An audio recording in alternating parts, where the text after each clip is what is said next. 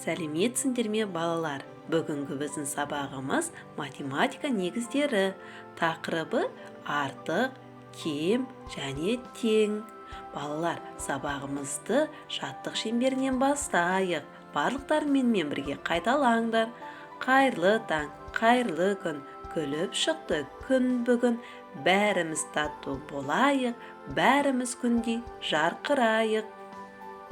Балалар, бүгін біз сендермен артық, кем және тең белгілерімен танысамыз. Мынау кем белгісі, ал мынау артық белгісі және тең белгісі. Балалар, осы екі белгі ұқсай ма бір-біріне? Бұл белгілердің бір жағы үшкір, бір жағы ашық болады. Екі белгінің ашық жақтары қарама-қарсы қарап тұр. Заттарды салыстырып жазғанда осы белгінің ашық жағы көп заттарға қарайды. Балалар, сол жақта неше шар көріп тұрмыз? 3 шар. Ал оң жақта неше шар? 1 шар. Балалар, 3 шар көп пе, әлде 1 шар көп пе?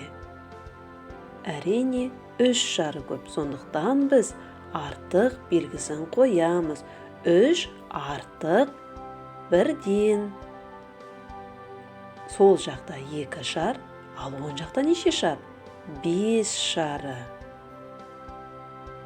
2 көп пе, әлде 5 көп пе? Бұл балалар кем белгісі. 2 кем 5-тен. Сол жақта 3 шар, оң жақта 3 шар. Екі жақтың сандары тең.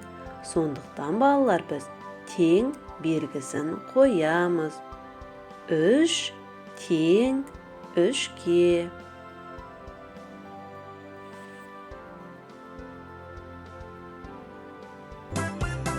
Жаттығуды 3-4-тен қайталап тез құрыспай, шұғылданда спортпен жанығып құрыштай. Жаттығуды 3-4-тен қайталап тез құрыспай, шұғылданда спортпен жанығып құрыштай. Жарайсыңдар балалар, ал енді дәптермен жұмыс жасаймыз. Бірінші тапсырма саны бірдей заттар тобын тауып, оларды бірдей түспен сызып қос, санын көрсет.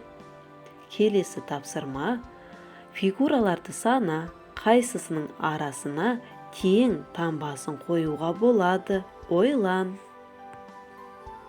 Келесі тапсырма тең таңбасының үстінен саусағымен жүргіз.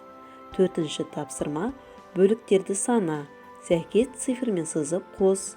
Бөлігі көп суретті әртүрлі түске боя. Балалар, бүгінгі сабағымызды бағдаршам әдісі арқылы қорытындылайық. Қызыл түсі түсінбедім, сары түсі көмек қажет, жасыл түсі түсіндім. Осымен біздің сабағымыз аяқталды. Сау болыңдар балалар.